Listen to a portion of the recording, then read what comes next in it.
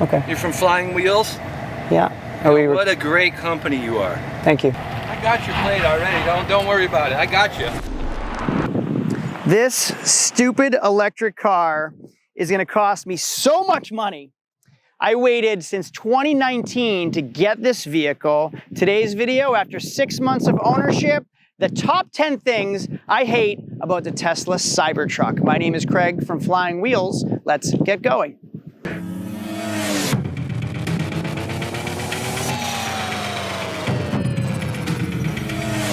So much hate. So many people hate this truck. It's a piece of carpet. Thank you. I know, you gotta be kidding me, right? No, we paid a lot of money for it, yeah. I'm dead serious. You asked me if I made it myself. No, come on, this is a good looking car. Are you kidding me? No, you didn't buy it. This is the future right here. You're not that stupid. I guess I am. You gotta be. But watch this, ready? I don't give a shit. It just makes them generally angry. To me personally, I love it. But this video is about everything I hate, everything that I've learned owning the Tesla Cybertruck. 6,000 miles later, I've been taking notes on my phone, one after another. Every time this car has frustrated me, didn't make sense to me, or just generally annoyed me. And that's what today's video is about. We're gonna go through this whole car and show you all the things that you need to look for if you're interested in purchasing a Cybertruck or just generally want to know the things that I don't like about it. Let's start with number one. The most obvious complaint is the fingerprints on the door, but it's not just the fingerprints on the door. I washed this car 3 days ago. It gets dirty so quickly. So $106,000 for this car, and most of them need to be wrapped. Otherwise they tarnish, they rust, which I haven't seen yet, or they get just generally dirty and don't clean off easily. Now we talked about the fingerprints on the door. I just want to show you. To open the door, I push right here, and we have to hold the door to open it. I have to hold the stainless steel. And no matter what I do, it gets fingerprints on the door, and they stay there. Now talking about the stainless steel, let's go to the front of the car. This thing is like driving a brick. It is a bug magnet, and bugs just whack this thing hard and fast. Just like my Saturday night performance. Hard and fast, and you cannot get them off. I have to literally scrub hard to get everything off of this entire front grille, or whatever you call a grille on an electric vehicle. Next thing I'm gonna show you is this gigantic windshield and wiper. Now, I'm not just gonna show you from the point of view of this conversation right here. I wanna show you firsthand experience. I shot videos of this happening in real life too, so we're gonna clip right over to it in a minute. But look at the size of this wiper.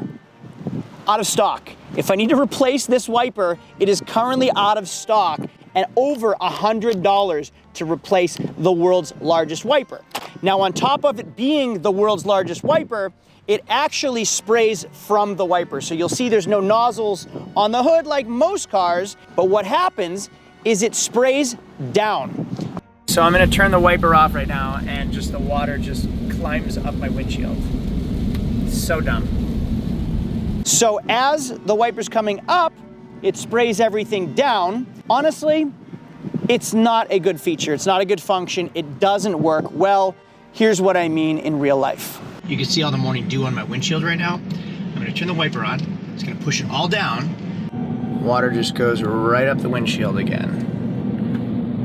Makes no sense. Now you can see there's a little flex in this windshield.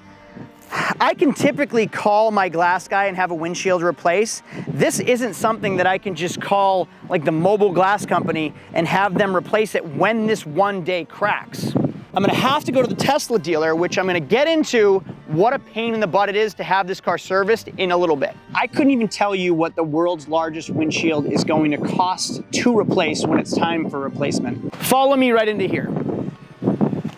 As you can see, based on the wind, the palm trees, and the sand blowing in my face, I'm in Florida. Florida, the sunshine state, super, super sunny. Now this car came with a sunshade for a very specific reason.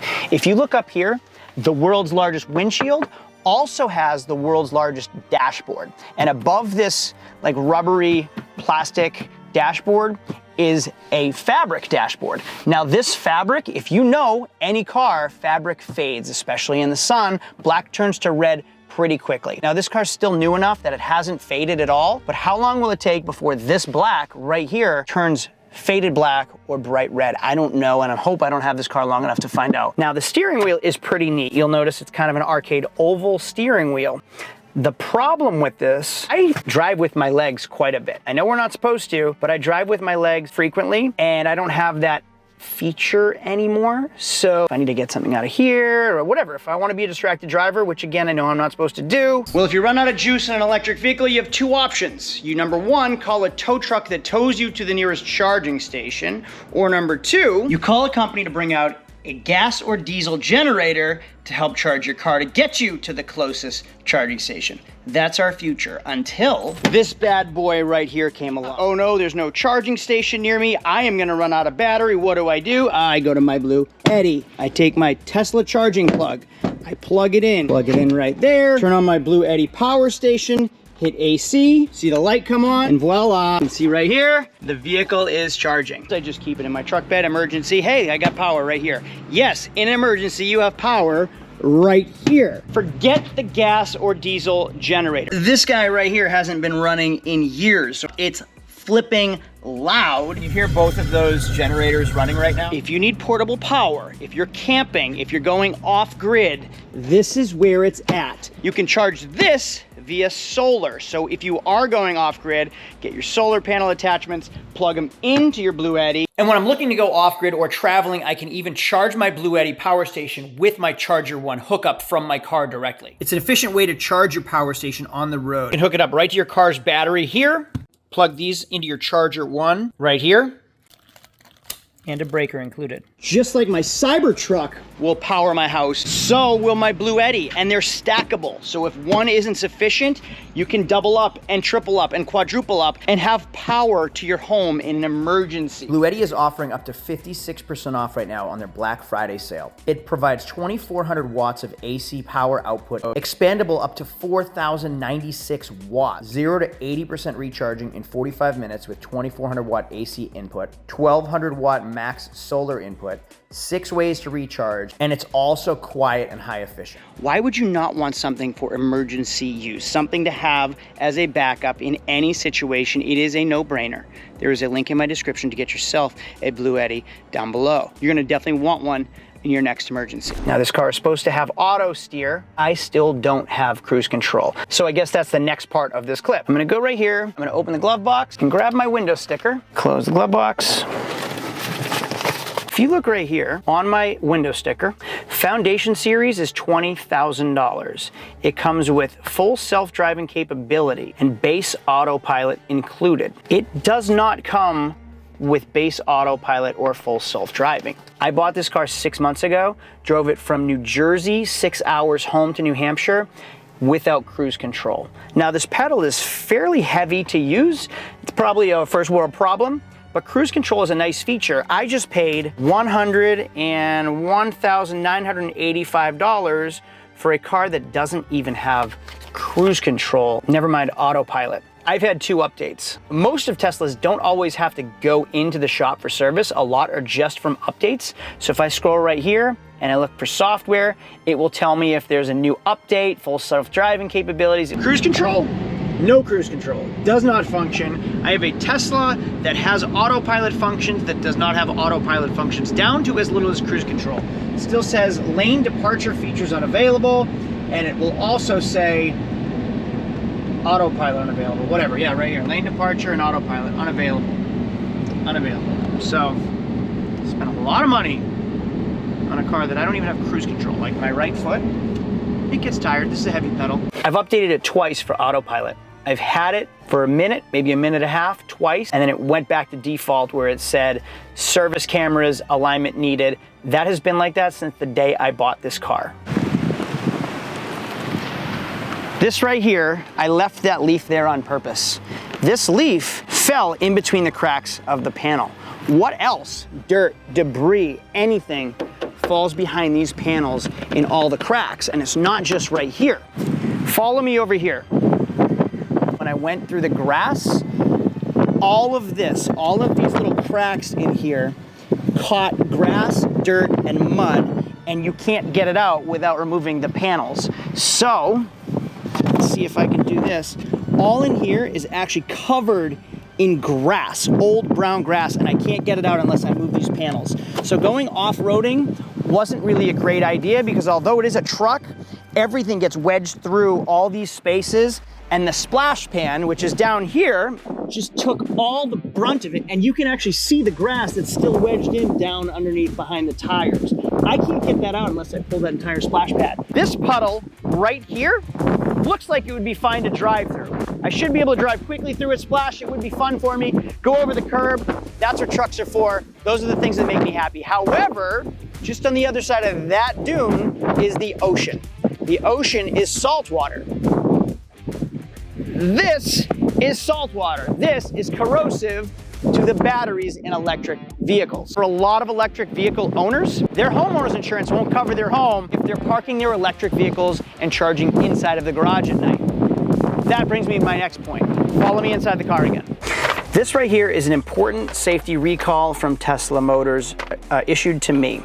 And it's sent in accordance with the National Traffic and Motor Vehicle Safety Act. Reason for this recall: on affected vehicles, the front windshield wiper motor controller may stop functioning due to electrical overstress to the gate driver component. A non-functioning windshield wiper may reduce visibility in certain operating conditions, which may increase the risk of collision. So they do have a lot of repairs that they're willing to do for you for your recalls. I do. Like, this whole video is about how much I hate this. I love this truck, this stupid electric computer car. I hate it.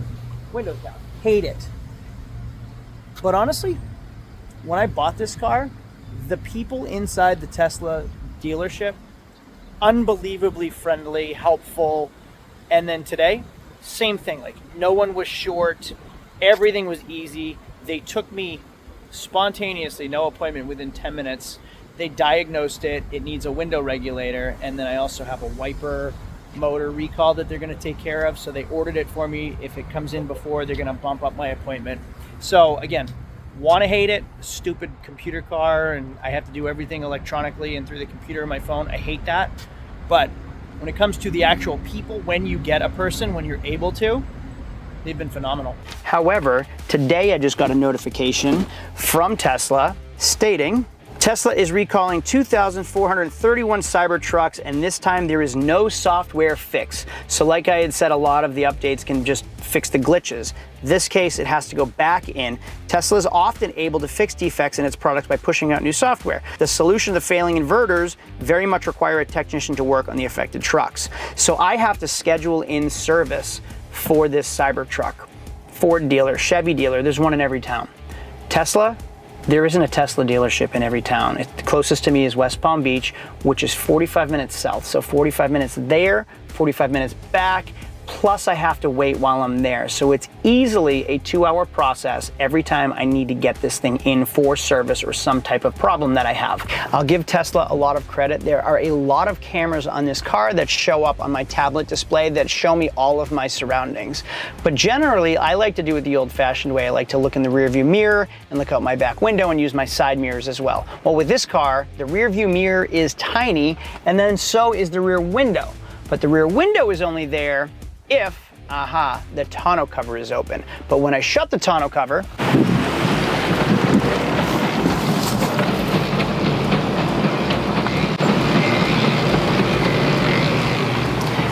zero visibility. All of these panels are plastic, and then what looks like leather is more of like a really, really thin pleather, I guess, and it tears easily. It's very soft, the seating's very soft, very comfortable. I actually love the way it feels, but it's very delicate. And if you look here and here, and even in a few other spots like here and here, it's worn already and 6,000 miles, and I can't tell you what on earth would have caused this or this. You are going to think this is ridiculous, and I'll tell you it's not, because it hasn't just happened to me. Here's my wallet. I'm throwing it in the back seat. I lost my wallet for 4 hours one day, and I retraced my steps to minimum 10 places. Could not find my wallet, and it's not because it went right here, it's because it went right there. Now, if I lift this seat up, you'll notice you don't see my wallet anywhere. It is not here.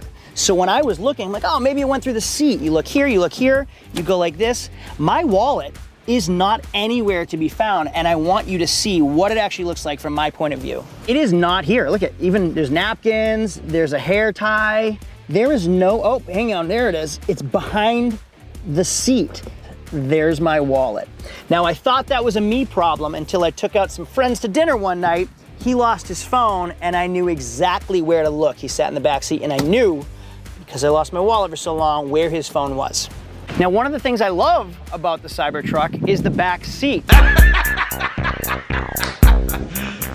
You serious? When my kids are at soccer, I actually work in the back quite a bit. The problem is the car shuts off on me. So if I had a regular vehicle with a key or a key fob, I can hit the ignition, I can leave it running, an accessory, and it can blow heat or cold air. This car can kind of do the same, but it shuts off as soon as I close this door. And here I am in the blistering heat.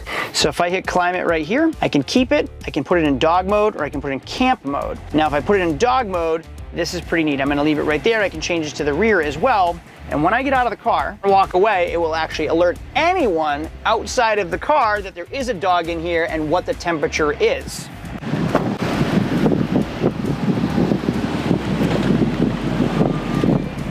So anytime I want to work in the back, I essentially have to put it in dog mode and hang out in the back seat. The battery has to stay and remain at a certain temperature, so it has to regulate its temperature. For example, if I go to the airport and travel for a week, and I leave this at the airport in the parking lot, cannot overheat. So the car will come on, cool everything down to maintain that temperature. So if I park my internal combustion engine vehicle, I still have a full tank of gas or 3/4 of a tank of gas when I return to my vehicle a week later. When I park my Cybertruck, I come back to less juice than I left it with. Charging in the rain is a little different. So essentially I'm injecting massive amounts of electricity into this outlet that I have to plug in the rain. It's fine, it's safe, so I'm told. Just to say it out loud doesn't quite seem right.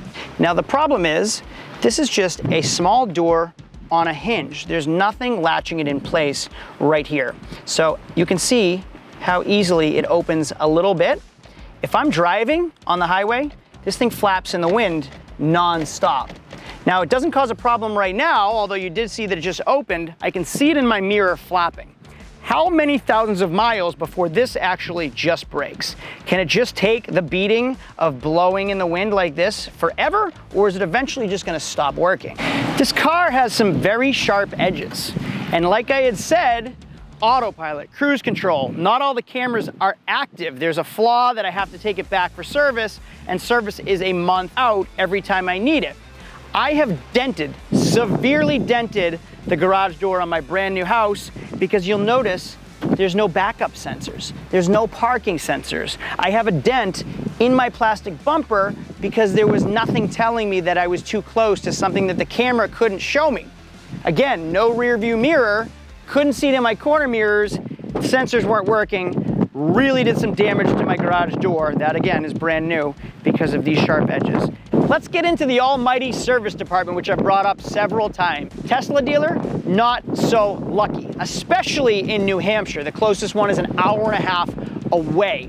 Florida, the closest one to me is 45 minutes away. So forget the fact that it is a commute either time. I've been there 3 times, hour and a half just driving. Now, in order to get my car serviced, they are so far back that it's a month every time I need something done. I had a really big problem where this window kept going up and down. It finally gets fixed because it's been a month in hurricane season of this window going up and down and up and down and up and down. Obviously, I turned on the camera and it's not doing it now.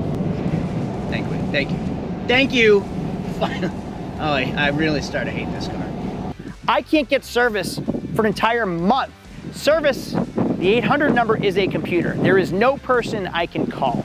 Everything is done through the app. It's all texting and I have to wait for them to respond. So if I have an emergency or I'm stuck or really need something right away, can't get it. I have to text through my app and they respond to me when they're able to, which makes me feel like I'm not a priority. I can't have instant communication with anybody if I need anything. Purchasing it was the same exact way. I had no idea how the Cybertruck even worked the day I bought it. Neither did the dealer. Couldn't call anybody because it's a computer-based service, so I had to figure everything out on my ride home the day I bought this car. Everything is done through the app and there's very, very minimal communication with real human beings. I just noticed another one. So when I push this door, there's an actuator that pops out that opens this door. So if I open it and try to shut it too fast, it won't shut because the actuator opens up and has to have time to close in order to shut the door. Not a big problem, just something I noticed right now. Going into the car, I had already showed you the window sticker real quick. $102,000 essentially. Tesla is notorious for decreasing prices on their new vehicles, which is great. I would love to pay less for a new vehicle. However, every time Tesla lowers the price on their new vehicles, it devalues, depreciates their used vehicles tremendously. I paid $101,000 for this car now, and that was the only option. I had to buy it with the Foundation Series. Now you can buy the Cybertruck all-wheel drive for $79,980, which helps qualify for a $7,500 tax credit because anything under $80,000 qualifies for the EV tax credit. Anything over 80 doesn't. So not only did I pay $102 essentially, I also didn't qualify for a tax credit for buying an electric vehicle. Had it been under $80,000, I would have qualified for $7,500 extra, which would have made this car $72,500. What does that mean? It means people can go buy a very similar version of this truck for $23,500 less. Nope, $24,500 less than I paid. Granted, it won't be a Foundation Series. They will never make a Foundation Series again. So for the real Tesla enthusiasts, you can't ever get one of these again unless you buy someone else's Foundation Series. Something else that's strange, it's really not a big deal, but it is when my wife and I are in the car together. At this price point, I'd expect to have dual climate control. If I hit here, that's my temperature right there. There is no alternative temperature for my wife, who's always cold, and me, who's always hot, to have two different temperatures. The rear, on the other hand, can adjust their temperature separate from mine. Before I get into the very final reason that I don't really care, but also I guess I don't like the Cybertruck because something gets very annoying, I'll tell you about in a minute, I want to see one more thing, and it's off-road capability. I have a Humvee H1 that can climb nearly anything, including that wall right there if I wanted it to. But will this do the same thing?